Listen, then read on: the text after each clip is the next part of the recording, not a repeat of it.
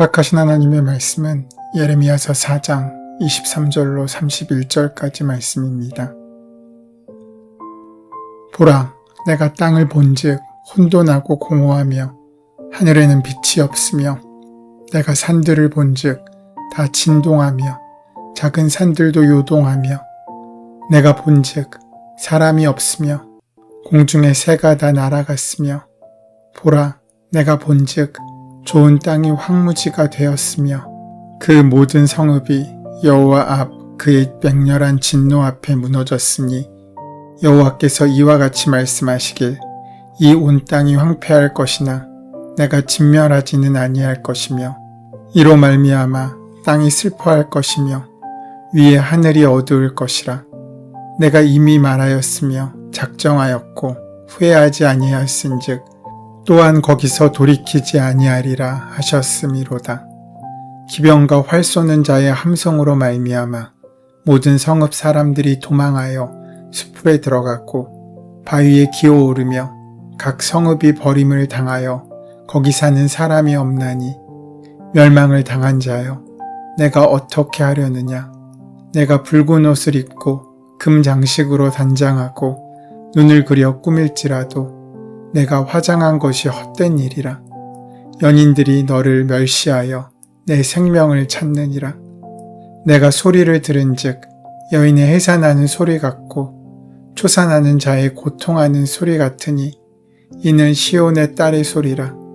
그가 헐떡이며 그의 손을 펴고 이르기를 내게 화가 있도다.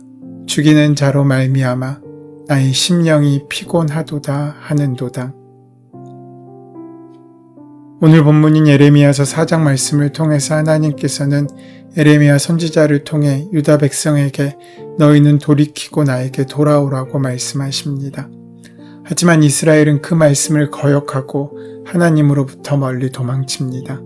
하나님께서는 예레미야에게 예루살렘 거리에서 의인을 한 사람이라도 찾을 수 있다면 예루살렘을 멸하지 않으시겠다고 말씀하십니다. 마치 소돔과 고모라 때처럼 말입니다. 하지만 예루살렘은 의인 10명이 없어서 멸망당한 소돔과 고모라와는 달리 의인 한 사람도 찾을 수 없는 성이 되고 말았습니다. 비록 표면적으로는 하나님의 이름을 말하는 자들이 있었지만 하나님께서는 그들이 다 거짓을 말한다고 지적하십니다. 하나님을 알고 하나님께 제사를 드리고 있는 사람들이 있는데 하나님이 인정하실 만한 의인 한 사람이 없다는 것이 얼마나 충격적인 일입니까? 하나님의 징계를 받으면서도 얼굴을 반석같이 단단하게 하고 하나님께 돌아오려고 하지 않는 자들은 하나님의 길과 법을 알지 못하는 것이 드러날 뿐입니다. 또한 지도자들이란 사람들은 하나님의 길과 법을 잘 안다고 말하지만 그들은 오히려 그 길과 법을 멍에처럼 꺾어버리는 자들입니다. 총체적 반역은 총체적인 심판을 초래하게 됩니다. 하지만 이 심판 속에서도 하나님께서는 다 무너뜨리지 않으시고 그 가지만 꺾어버리십니다. 꺾여지는 가지는 하나님의 것이 아닙니다. 하나님께서는 그들을 완전히 진멸하지 않으시고 진노 중에도 하나님의 무한하신 자비를 나타내실 것입니다. 하나님의 무한한 자비에도 불구하고 심판을 받는 자들의 불신과 거만은 놀랍기까지 합니다. 그들은 하나님을 인정하지 않습니다. 심지어 하나님은 계시지 않으니 심판도 없다고 말합니다. 바다도 하나님이 정하신 경계를 넘지 않는데 인간만은 하나님께서 정하신 경계를 넘어 하나님을 배반하고 폐역하는 어리석음을 드러내고 있습니다. 하나님께서는 그들이 심지 않은 과실을 먹고 그들이 짓지 않은 집에 살게 하고자 하셨는데 이제 그들은 자기들이 심고 지은 모든 것을 빼앗기게 될 것입니다. 이것은 전적으로 그들의 어리석은 죄악의 결과입니다. 오늘 본문의 말씀인 19절로 31절까지의 말씀은 그렇게 반복되는 경고에도 불구하고 회개하지 않는 유다에 재앙이 임한다는 말씀을 하십니다. 닥쳐올 재난을 예고하시면서 예레미야는 말할 수 없는 고통을 느낍니다. 슬프고 아프다. 내 마음속이 아프고 내 마음이 답답하여 잠잠할 수 없으니 이는 나의 심령이 나팔 소리와 전쟁의 경보를 들음이로다. 이것은 그저 마음이 아프다 정도가 아닙니다. 그 말씀이 그 마음이 너무나 아프고 뒤틀려서 견딜 수가 없는 극한의 고통을 고백하고 있는 것입니다. 아무리 목 놓아 외쳐도 아무도 듣지 않는 현실을 직시하려는 사람이 없는 그때 홀로 보고 홀로 듣는 자의 외로움과 괴로움이 절절히 담겨 있습니다. 예언자는 그 백성의 슬픔과 고통을 온몸으로 받아 안고 하나님께 나아가 하나님의 말씀을 받아 백성들에게 대언하는 사람입니다. 그래서 하나님을 알지 못하는 어리석은 백성, 악을 행하기에는 지각이 있으나 선을 행하기에는 무지한 백성들로 인해 예언자의 가슴이 무너집니다. 이러한 총체적인 타락의 모습은 그저 옛날 유다의 이야기일 뿐만 아니라 스스로 잘났고 똑똑하다고 여기고 살아가는 오늘날 수많은 사람들의 이야기이기도 합니다. 심지어 영적 지도자들도 마찬가지입니다. 정말 총체적인 타락입니다. 하나님의 도성인 예루살렘에 의인 한 사람이 없던 모습을 생각해 보십시오. 오늘날 우리 교회의 모습은 그렇지 않겠습니까? 하지만 오늘도 하나님께서는 당신의 종들을 일으키고 보내고 계시는 줄을 믿습니다.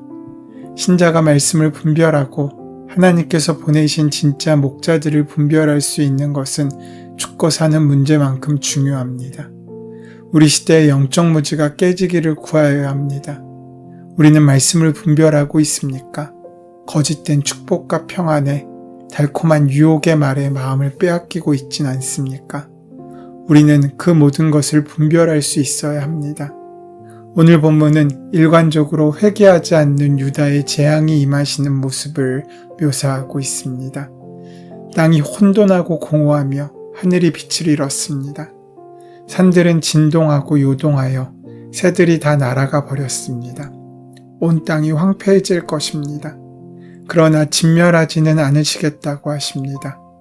노아의 시대도 그랬고 소돔과 고모라의 시대도 그랬습니다. 하나님의 진노로 인해 그 땅이 완전히 황폐해졌습니다. 그러나 진멸하지는 않으셨습니다.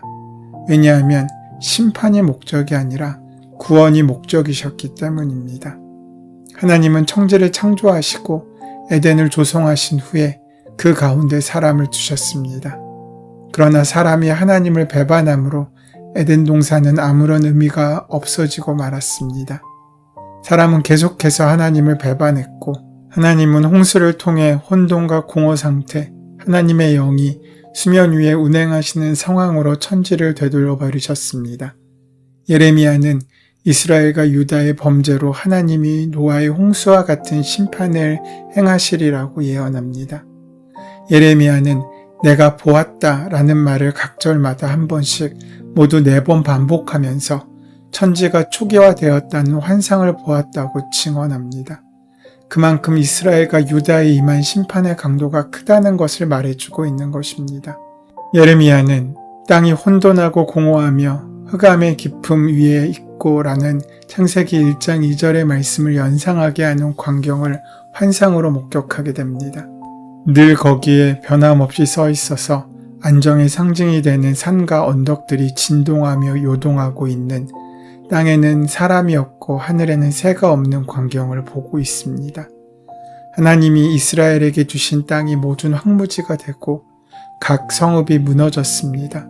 이는 노아 시대의 홍수와도 같은 심판이 예루살렘에 임하리라는 예언입니다. 예레미야는 안일하게 평강으로 외치던 거짓 선지자들과 백성에게 이처럼 무서운 심판을 경고하고 있습니다. 하나님을 의지함으로 평안한 것과 안일함을 혼돈해서는 안 됩니다.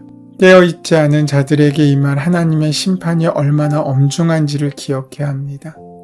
하나님께서는 온 땅을 황폐하게 하실 것을 이미 작정하셨고 후회하지도 돌이키지도 않겠다고 다짐하십니다. 예루살렘의 파괴에는 어떠한 예외 사항도 없어 보입니다. 그런데 놀랍게도 하나님은 그 사이에 내가 진멸하지는 아니할 것이라는 말씀을 하고 있으십니다. 마치 홍수로 온 땅을 심편하시면서도 노아의 가족의 생명을 보존하셨던 것처럼 예루살렘을 진멸하시지만 남은 자를 준비하실 것입니다. 아무리 심판이 엄중해도 하나님은 작은 소망의 씨앗을 남겨두십니다. 하나님은 사랑을 결코 포기하지 않으시기 때문입니다. 23절부터 26절에 이르는 짧은 단락에서 우리는 형태를 달리하여 반복하는 구절을 만납니다. 보라, 또 내가 본즉 이 바로 그것입니다. 예언자는 무엇을 보고 있습니까? 땅의 혼돈과 공허, 빛 없는 하늘, 진동하는 산들, 사람 없는 땅, 새들조차 날지 않는 하늘, 그리고 황무지로 변한 땅과 무너진 성읍들입니다. 이러한 묵시적인 종말론적인 풍경을 보고 있습니다. 하지만 이 단락을 우리는 영적인 눈으로 뒤집힌 창조의 이야기로 보아야 할 것입니다. 하나님은 혼돈, 공허, 흑암, 기품으로 상징되는 상황으로부터 빛과 질서를 이끌어내십니다. 그런데 사람은 빛과 질서의 세계를 혼돈과 공허로 되돌려 놓았습니다. 하나님의 진노를 샀기 때문입니다. 그렇다면 희망이 없는 것입니까? 아닙니다. 희망은 있습니다. 여호와께서 이와 같이 말씀하시기를 이 온 땅이 황폐할 것이나 내가 진멸하지는 아니할 것이며, 희망은 늘 하나님으로부터 시작됩니다. 심판하시겠다는 하나님의 원뜻이 바꾸어지진 않겠지만 신락 같은 가능성을 열어두신다는 것입니다. 땅이 슬퍼하고 하늘이 어두워질 때, 적들의 침략으로 사람들이 숲을 속에 숨고 바위에 기어오를 때가 옵니다. 이때 선지자는 질문합니다. 멸망을 당한 자여, 내가 어떻게 하려느냐? 이제는 돌이켜 여호와께로 나아가야 하지 않겠느냐는 말입니다. 하지만 현실은 어떠합니까? 내가 붉은 옷을 입고 금장식으로 단장하고 눈을 그려 꾸밀지라도 내가 화장한 것이 헛된 일이라 연인들이 너를 멸시하여 내 생명을 찾느니라. 재난을 겪으면서도 그 까닭이 무엇인지를 분별하지 못하니 참담할 뿐입니다. 유다는 그 강대국들의 도움으로 지금의 위기를 벗어날 수 있을 거라고 생각했지만 현실은 정반대였습니다. 하나님께서는 분명히 돌아오려거든 내게로 돌아오라라고 초대하셨는데 그 초대는 사람들에게 존중받지 못했습니다. 그렇게 예언자는 여인의 해산하는 소리를 듣습니다. 그 소리는 첫 아이를 낳는 여인의 신음하는 소리, 시온의 딸이 몸부림치는 소리입니다. 희망이 끊어진 자리에서 터져나오는 탄식이며 외침입니다. 예언자는 하나님의 마음에 사로잡힌 자인 동시에 그 백성들의 고통을 자기 몸에 짊어지는 자이기도 합니다. 예언자로 살아간다는 것은 그렇기에 십자가의 길에 접어드는 것입니다. 오늘도 본문은 온통 가시밭길 같은 이야기들로 가득 채워져 있습니다. 그런데도 그 말씀 가운데 하나님께서는 한 줄기 빛과 같은 말씀을 남겨주고 있으신 것입니다. 내가 온 땅을 황폐하게는 하여도 완전히 멸망시키지는 않겠다. 소망이라는 것은 가능성이지 허락이 아닙니다. 우리에게 당연히 주어지고 허락된 삶은 소망일 수 없습니다. 오히려 메마른 사막에서 작은 오아시스처럼 칠흑같이 어두운 망망대해에서 깜빡이는 작은 불빛의 등대처럼 아직 끝나지 않은 작은 가능성이 바로 소망입니다. 마치 가시밭길이라도 아직 살아있어서 꽃씨를 뿌릴 수 있는 기회가 주어진 것처럼 말입니다. 인생이 꽃길이어 행복한 것이 아닙니다. 가시밭길이어도 돌짝밭 같아도 내가 살아있어서 그곳을 개간하고 새롭게 생명을 솟행케 하는 삶이어서 인생은 즐거운 것입니다. 하나님이 모든 것을 다 해주셔서 나의 하나님이 아니십니다. 상한 갈대일지라도 결코 꺾지 아니하시고 회복시킬 가능성을 남겨두셔서 고아일지라도 결코 외롭게 하지 않으시고 새로운 관계를 만드실 가능성을 우리에게 주시는 분이시기에 하나님은 나의 하나님이십니다. 아프나 결코 죽지 않게, 고단하나 결코 지치지 않게, 절망적이나 결코 포기치 않게 하시는 분이기에 나의 하나님이시고 그 하나님께 소망이 있습니다. 그러기에 여러분, 일확천금보다 내 안에 소망을 의지하시기를 바랍니다. 내 마음대로 할 수 있는 화려한 행복보다 작은 꽃씨가 돋아나는 것을 기뻐하며 소소한 행복을 붙잡으시기를 소원합니다. 우리가 지금은 겨자씨만큼 작은 믿음을 붙잡을 때 하나님은 산을 옮길 만한 능력을 우리에게 허락하실 것입니다. 오늘 하루 그 마음으로 그 믿음으로 살아가는 저와 여러분의 복된 하루가 시작되시기를 소원하고 축원합니다. 은혜의 주님, 우리의 머리털 하나까지 세시는 분이 하나님이심을 잊지 않게 해주시옵소서.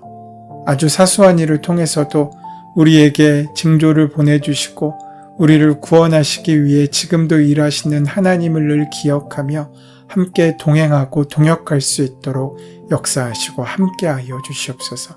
예수님의 이름으로 기도드립니다. 아멘.